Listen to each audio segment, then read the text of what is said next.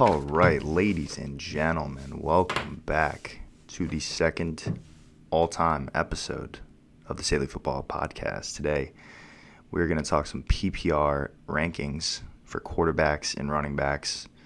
A couple bold predictions. Feel free to disagree, and let me know. Football season is approaching, and I always consider July 4th the line in the sand, the time where people really start to turn the corner. Preseason less than a month away. Not like anyone actually watches that, though. And, times are exciting. And I'm personally excited because the Dolphins are not going to be absolute garbage this year. Hopefully. Tua. Shout out Tua. But let us waste no time. Let's dive right in. Top 30 quarterbacks PPR this upcoming season. 1 through 5, Pat Mahomes, Josh Allen, Aaron Rodgers, Russell Wilson, Kyler Murray. Pat Mahomes, king, no question, no arguments, best quarterback in the game. Josh Allen, big MVP candidate this year. I think that what he was able to do last year with Buffalo and what he can do with his legs makes him a really rock-solid quarterback one this upcoming season. Aaron Rodgers, this is, of course, contingent on it if he is even going to be in Green Bay still. There's a big diva standoff right now between him and management. I always support the players in those kind of situations, but rumors are flying about Denver. I think that would be an interesting fit. Russell Wilson, let Russ cook. The first half of the season last year, Russell Wilson was absolutely balling. He was the quarterback one, and he completely fell off once they started to run the ball. He is the best deep ball thrower in the NFL, and I don't know why they don't let him throw more. Hopefully with his weapons like DK and Tyler Lockett, they will. Kyler Murray, that's the cheat code right there. One of, if not the best rushing quarterback in the NFL, right behind Lamar Jackson. Not the greatest thrower of the football, but in fantasy it doesn't matter because if you have a quarterback that's going to rush for over 1,000 yards, that makes all the difference in the world. 6 through 10, Lamar Jackson, Matt Stafford, Justin Herbert, Dak Prescott, Tom Brady, the GOAT. Lamar Jackson put up historic numbers rushing the last 2 years, and I expect that to continue all the way. Matt Stafford at 7. That is a bit bold. I'm buying into the Sean McVay hype. I think that Sean McVay is one of the best coaches in the NFL. I think the Rams currently are my Super Bowl pick. I know it's a little bold, but I really like what they have going on there. They don't have a single weakness across the board as a team. It's Matt Ryan and Baker Mayfield. Ryan Tannehill's offense is absolutely loaded. A.J. Brown, Julio Jones, Derrick Henry. I honestly think that I could throw for 3,000 yards in that offense, if we're being completely honest. He is not the most talented quarterback, and I think that he shrinks in crunch time, but for fantasy, who the heck cares? Joe Burrow, this is my breakout right here. I think that Joe Burrow has a big season. The Cincinnati Bengals defense is absolutely awful, and their offensive line is still very, very worrisome, but they do have T. Higgins, Tyler Boyd, now Jamar Chase with Joe Mixon. Their skills players are loaded, and Joe Burrow is going to need to throw the ball to keep up in games. Don't expect the Bengals to be very good, but who the heck cares for fantasy? I think Joe Burrow is a rock-solid quarterback one with top 5 upside. 13, Carson Wentz. Really struggled last season. The Eagles were awful. He was awful. But it's one bad year. 3 years removed from MVP season. I can totally see Carson Wentz bouncing back in a new scheme, new fit. Frank Reich and him are going to make magic. Matt Ryan, the former MVP. Anytime you add Kyle Pitts to an offense, you're going to get better. Baker Mayfield, that offense is loaded as well. A lot of loaded offenses this year, all around the league, really. 16 through 20, Ryan Fitzpatrick, Jameis Winston, of course, contingent on if he is the starting quarterback in New Orleans. Kirk Cousins, Jalen Hurts, and Trevor Lawrence. Trevor Lawrence is really the one that I want to touch on. I think that the Jaguars are not by any means Super Bowl contenders or even playoff contenders, but I do wholeheartedly believe that Trevor Lawrence is the best quarterback prospect to come in since Peyton Manning. Bold, I know, but he really does not have a weakness in his game that I see at least, and I think that he's going to light the world on fire. He's number 20 in my ranks, so I'm not saying that he is a quarterback one by any means, but absolutely worth a late-round flyer. 21 through 25, the Rook, Zach Wilson. Another player that's really good. I just don't really buy into the Jets' weapons at the moment. Sam Darnold at 22, Derek Carr at 23, Tua at 24, Teddy B. Bridgewater from the Denver Broncos at 25. Sam Darnold is, I believe, going to have a big season. He is a guy that I'm going to grab either on the waiver wire in the back end of my drafts. I think that there's big upside there. He has weapons all across the board, new coaching staff, and he does not have Adam Gase, which is honestly the most important point that I will make. 26 through 30, Daniel Jones, Jimmy G, Jared Goff, Justin Fields, Cam Newton. Don't really need to touch on those guys too much. The only way that you're going to be drafting them is in 2 quarterback leagues. Daniel Jones somewhat has some upside with his wheels, but when it comes to just a pure thrower of the football, my goodness, you do not want to touch him with a 10-foot pole. However, with that being said, the Giants' offense is absolutely loaded. Kenny Golladay, in my opinion, is one of the best receivers in the league when healthy. Saquon Barkley, for my money, even though we haven't seen him play truthfully in 2 years, is the best running back in the league when healthy. And this is the year. This is it. If Daniel Jones cannot get it done this year with those weapons, with that offense, and the Giants I expect to be pretty decent this year, not nearly as bad as they've been in years past, then I don't know how in the world he can succeed at the NFL level. Again, I'm not a Daniel Jones believer, but it's now or never. Put up or shut up for Daniel Jones. Moving on to our top 30 running backs, top 35 actually, number 1 through 5. These locked and loaded RB1s, these are the dudes that when they are healthy, they are just plug and play, no questions asked. Number 1, Dalvin Cook, Saquon Barkley, Derrick Henry, Alvin Kamara, and CMC, Christian McCaffrey at number 5. I have them all the way down at number 5 because the injuries are just too much to handle. I gotta believe that the Carolina Panthers are going to be dialing back his workload a little bit. He is a really, really good player when healthy. He's just never healthy, and they feed him the rock 35 times a game. He's eventually going to break down. He's not going to be 26 or 27, whatever he is forever. That's their franchise piece. Number 1, Dalvin Cook. I absolutely love Dalvin Cook. These dudes on the list, you know, I feel like in years past, there's been a consensus number 1. There are truthfully 5 players that you can make an argument for at number 1, and I would have no problem with it. Saquon Barkley at 2. I expect the Giants to be a lot better this year now that they're all healthy. That division is not the greatest, and he is the one running back in the league that outside of injury has absolutely no flaws in his game.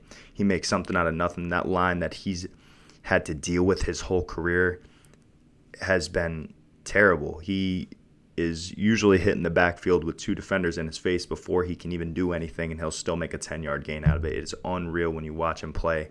He is so fun to watch. Derrick Henry at 3, that is the one where you have to buy into the continued success, and I just don't know if I do, because if he were to repeat what he's done the last 2 years, he would be no questions asked the number 1 pick. But that workload's eventually going to catch up to him, and they just added the best receiver in the league for my money. So I just don't see Derrick Henry having quite the year that he had last year or the year before, but that's not to say that he's not a great first-round pick, great top 5 pick. And Alvin Kamara, some question marks there. I really hope Jameis Winston's the starter because Taysom Hill is terrible, but we'll have to see what happens. Obviously, no one's drafting right now, or at least I hope not. But when it comes to late August, hopefully we'll have that answer. 6 through 10, little bold call here. Cam Akers at 6. I expect a huge year from Cam Akers. He's going to be on a great team, and he's going to have a big workload. You saw it last year when he took over those last 6 games. He absolutely ate before he got hurt, and I think that he's super talented, and I believe next year, truthfully, that we are going to be talking about him as a top 5 pick. Nick Chubb at 7. Not much to say. Locked and loaded RB1. Jonathan Taylor at 8. Some questions definitely early in the year emerged, but later on in the year, once he finally took over that role, he absolutely balled out. I believe he was a top 3 running back those last 5 games of the season last year. Aaron Jones at 9. If Aaron Rodgers is not there, I don't know what to do with Aaron Jones, but I'm ranking Aaron Jones right now as if Aaron Rodgers will be there. Obviously, that is a big if. We have to see what the heck happens with that soap opera in Green Bay. But hopefully it all works out because I think that Aaron Rodgers and Aaron Jones have a really special connection. Aaron Rodgers is just so much fun to watch. The Packers as a whole are fun to watch. But if he's not there, I don't know what is going to happen with Aaron Jones. Definitely moved down a couple spots in the ranks. Number 10, J.K. Dobbins. This is a big call right now. I think that J.K. Dobbins, he is my running back for my money that is going to break out, burst onto the scene. I know I just said Cam Akers, but I think J.K. Dobbins as well. 2 really talented backs right there, but J.K. Dobbins specifically, is in the best rushing offense in the NFL, took over the workload. Over the last 9 games, he averaged over 70 yards and scored 7 touchdowns. He also played really well in the playoff games that they had as well, and I think that he is in line for a huge second season.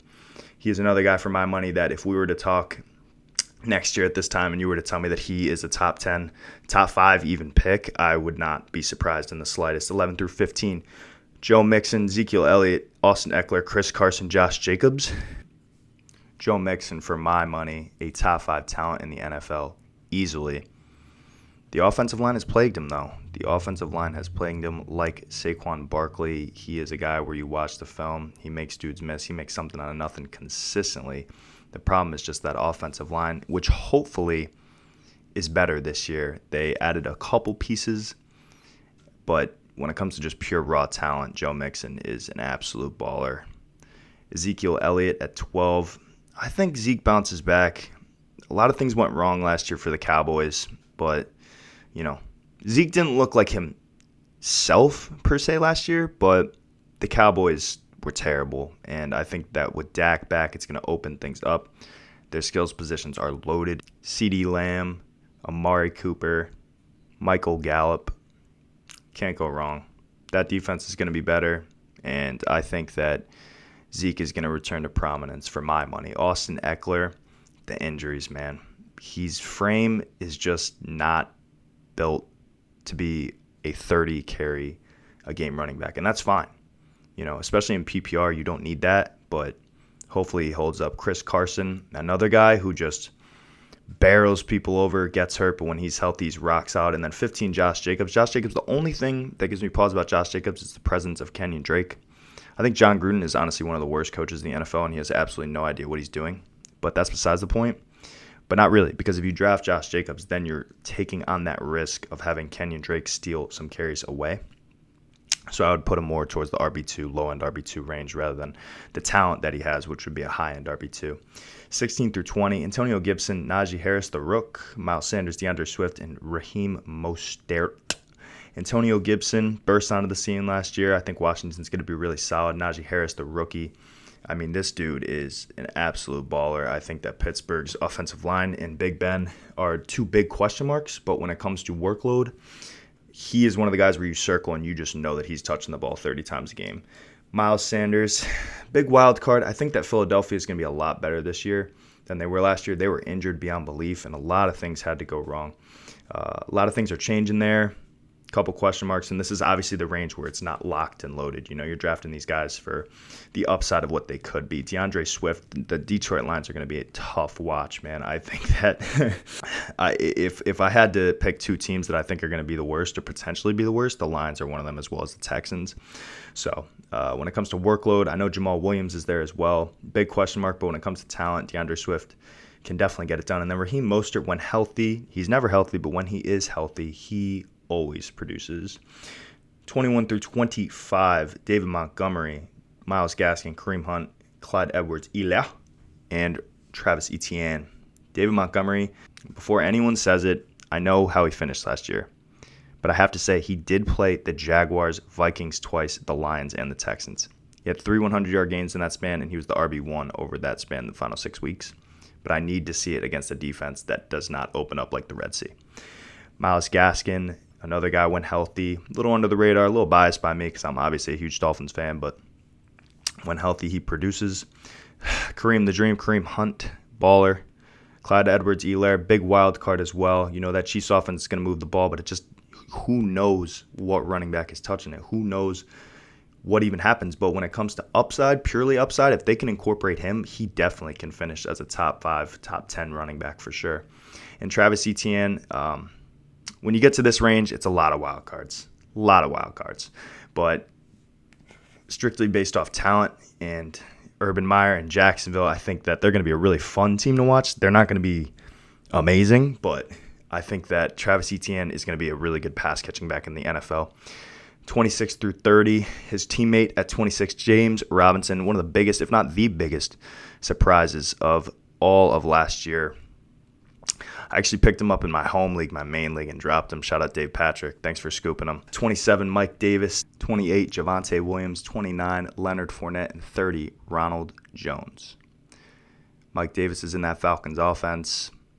Really an okay player, but I think he's going to have a big workload. Obviously we don't know. All the news and crap coming out right now about, Sammy Watkins looks like the best wide receiver at the Baltimore Ravens. Oh my gosh, it's all BS. The journalists are looking for stories because they don't have anything to write about. I'm not hating or anything, but every single thing that a coach says or exclaims right now is absolutely useless. Javonte Williams at 28, he's a wild card, but Melvin Gordon's presence limits his upside big time, especially at the start of the year. He is a guy where if he was available, obviously it's too early to talk ADP, but if he was in the 8th, 9th round, I wouldn't mind stashing him on the bench. Maybe you see a Cam Akers-like breakout later on in the year, or J.K. Dobbins-like breakout later on in the year. I'm talking about from last year where you stash him, and then he takes over the job, because I think that the Broncos, if they can get the quarterback situation right, they're absolutely a really, really solid team. Leonard Fournette and Ronald Jones to round out the top 30. Pick one, because I have no clue. Go ask Bruce Arians. And 31 through 35 to finish up these ranks, we have Melvin Gordon, David Johnson, Chase Edmonds, Damian Harris, and James Conner. Really, we're getting into the RB3, RB4 range right about now, but I like Melvin Gordon a lot. David Johnson is one where I think the Texans are going to be really, really bad, but that backfield is also pretty crowded. He still has some juice left in him, though. We saw last year when he was healthy, he was an RB2. He wasn't an RB1, but he definitely was an RB2. He would get you 14, 15 fantasy points a game, which right now is all you can ask for, especially at the running back position. Chase Edmonds and James Conner, we'll see how that shakes out. And then Damian Harris, Bellatrix, Patriots, I don't know. You know better than I do. No one knows. So, well, that was fun. That was a blast. Thank you guys so much for listening. And we'll have some wide receiver and tight end rankings in the next show. And I will talk to you guys soon.